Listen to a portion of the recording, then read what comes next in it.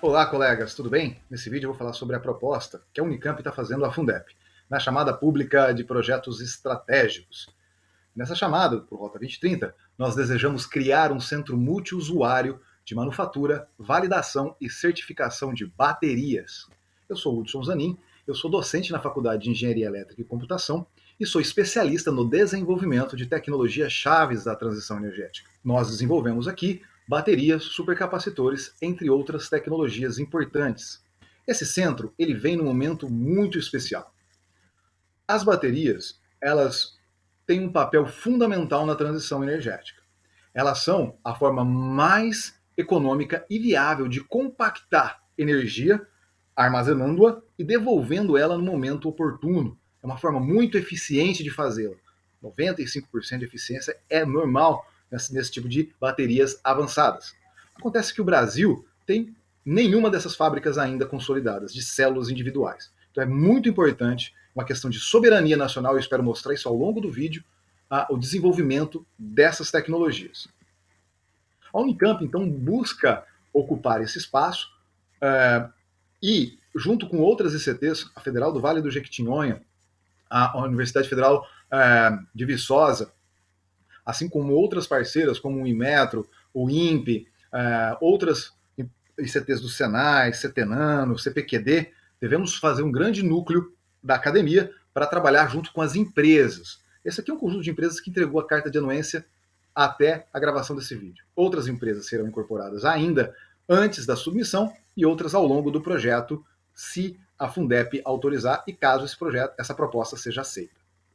Então, a criação desse centro, ela parte de 6 princípios fundamentais. Primeiro, é a difusão do conhecimento que a Unicamp adquiriu ao longo dessa década de estudo sobre essas tecnologias. E o que fica muito claro é que a universidade tem um papel fundamental no desenvolvimento de materiais funcionais, de células, protótipos, capital humano, e a indústria poderia colocar isso aí no mercado. Tem a capacidade de dar escala, de viabilizar economicamente essas tecnologias. Essas duas pontas precisam ser conectadas e o centro vai buscar fazer esse elo. As manufaturas de baterias ainda são muito incipientes no Brasil, ficando ainda próximo do esquema de produção em Research Development. Por exemplo, aqui na Unicamp a gente desenvolve células Pound de baterias lítio-ferro-fosfato.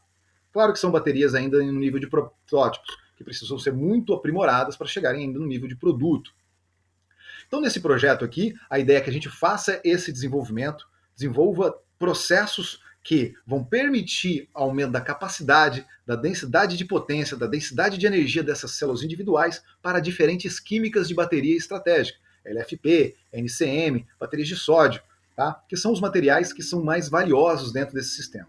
Uma vez que os processos estejam bem consolidados, a ideia é que essas baterias se tornem módulos. Não é o foco principal da proposta, mas é um ponto muito importante da proposta que vai ajudar a validar todo esse estudo, esse avanço que vai ser feito no nível de células. Quando a gente fala em bateria, o que a gente não tem produzido hoje no Brasil são as células individuais.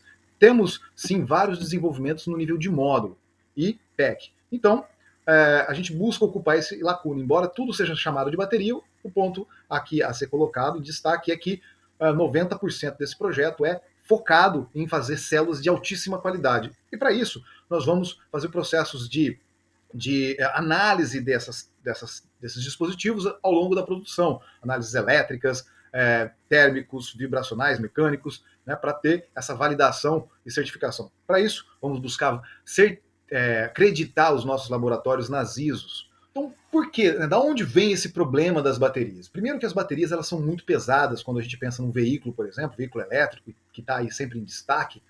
Você pode ter 500 quilos de bateria dentro de um veículo com alguma facilidade. Essas baterias são muito pesadas. Em alta tensão, elas são extremamente inflamáveis, colocando o usuário e as marcas em risco. Com o processo de conversão dos veículos em veículos elétricos, você tem aí um grande risco à nossa nação, que tem grande participação do PIB industrial nosso hoje, é decorrente das montadoras.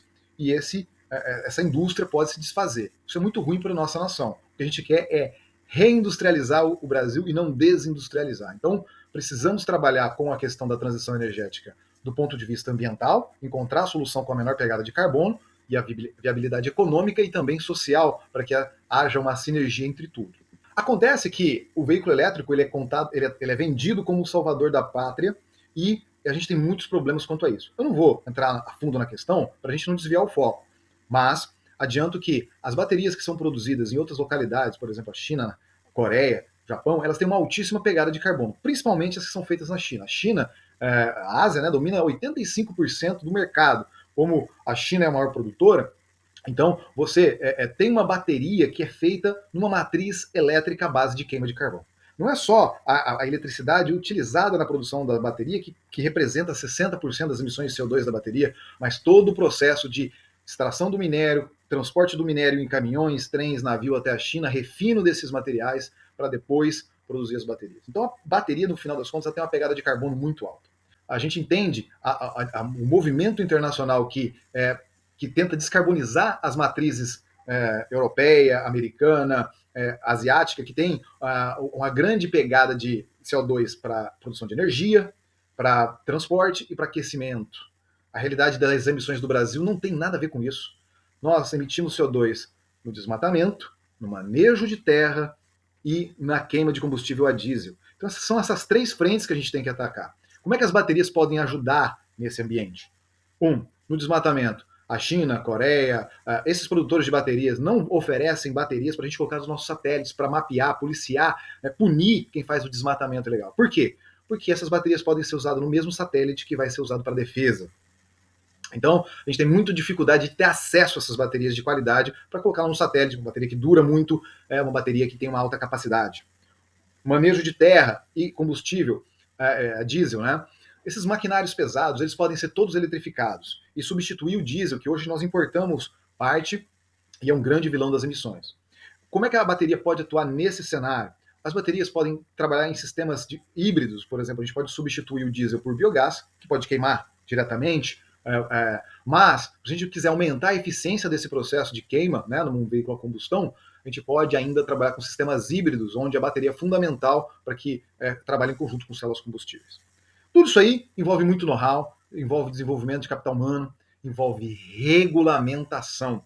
É fundamental falar com os agentes públicos, falar com as agências reguladoras, falar com o Inmetro, por exemplo, para ajudar a regulamentar como essa bateria, que é produzida numa matriz elétrica mais limpa, por exemplo, poderia ter vantagens competitivas com baterias feitas em outras localidades. Então é preciso trazer essa segurança jurídica, trazer essas regras bem claras, né, para ver qual é a conformidade que tem que ter o dispositivo, qual é a análise de ciclo de vida que tem que ser feita do berço ao túmulo dessas tecnologias. Então tudo isso a gente já está em discussão com o Inmetro, que ofereceu carta aí também junto com os outros participantes. Tendo know-how, tendo a regulamentação, é muito mais fácil eu que estou aqui na China conversar com os parceiros locais para buscar levar essas empresas ali para o Brasil.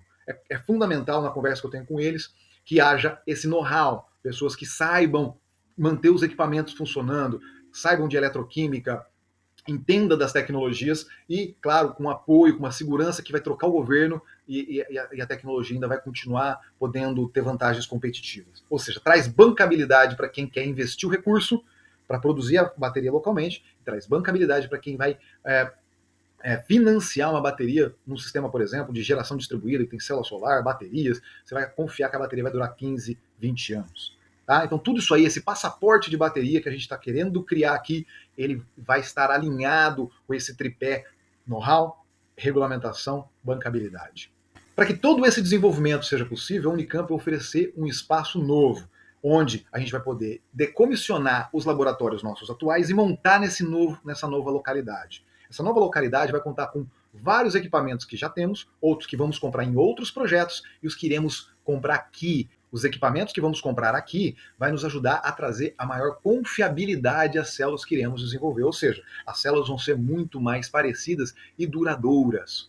Então esse centro, ele busca colocar no mesma localidade esses pesquisadores internos e externos para desenvolver, para validar os materiais do mercado ou materiais que a gente desenvolver localmente dentro de ambientes relevantes. Então a gente vai validar o material dentro de uma bateria, dentro de um capacitor, no formato cilíndrico, no formato pouch, em altas potências, em diferentes configurações de testagem de células e de módulos. Então deixa eu explicar como é que a gente vai melhorar esses processos, depois como vai fazer os testes.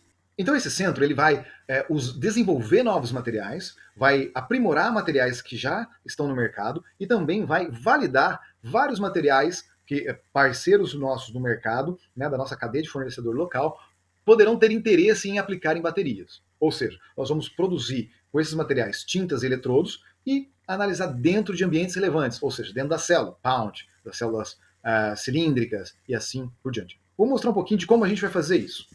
Por exemplo, a gente utiliza um ligante PVDF, é um polímero que junto com solvente orgânico, a gente mistura o material ativo e produz a tinta que vocês estão vendo aí do nosso eletrodo.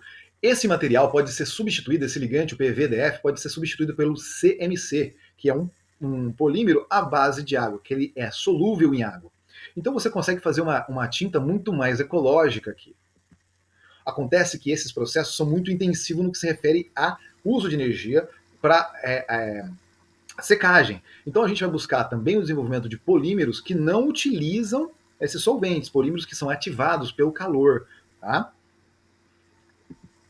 Ou processos que utilizam um spray de alta tensão para fazer a secagem da tinta, ou seja, você pinta a seco, o solvente evapora sem a necessidade de altas temperaturas para o consumo energético aí e a secagem do eletrodo. Então a nossa ideia é desenvolver processos que nos permitam partir de 1 metro de revestimento no nosso eletrodo para quilômetros de eletrodos no processo de rolo a rolo. Isso vai permitir que a gente tenha um grande avanço no que se refere à qualidade, né, à confiabilidade desses nossos sistemas. Vamos partir de células de 5x5 para células muito maiores de 20x10, por exemplo. Isso vai fazer que a nossa capacidade de 0,1 ampere-hora possa passar para 10 ampere-hora, ganhando 2 ordens de grandeza, né, em sistemas que podem ciclar até 20 mil ciclos.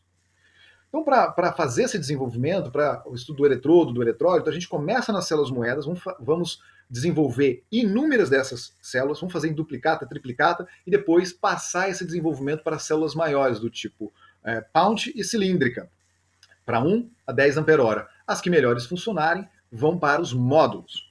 Tudo isso daí vai ser acompanhado de muitos testes, né, em ambientes controlados. A gente vai fazer testes elétricos, térmicos e mecânicos em regime convencional, mas também em regime de abuso. O que é isso? É uma sobrecarga elétrica, é um curto-circuito, é uma descarga excessiva, é uma tensão mais alta que o sistema suporta, é uma tensão diferenciada, né, que pode, nesse mau uso, levar a célula à falha. E a gente vai tentar entender todos esses processos. Assim como vamos estudar o efeito da temperatura alta, baixa, nas células, né? A gente sabe da temperatura do lado de fora aí, no Brasil, às vezes um veículo deixado no sol quente pode chegar a 60 graus, né? Como é que essa bateria vai lidar com esse ambiente? Como é que ela lidaria se a gente fosse para um país gelado, ou se a gente tivesse temperatura abaixo de zero? Será que o veículo funcionaria?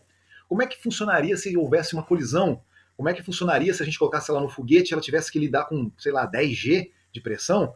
Como é que funcionaria se a gente furasse? Ou seja, vários impactos mecânicos precisam ser estudados para que essa célula possa ter a maior robustez e não levar nenhum tipo de risco para o usuário, seja o consumidor, seja as marcas. Com tudo isso, nós poderemos aqui no Brasil trazer um desenvolvimento de produto de altíssima qualidade.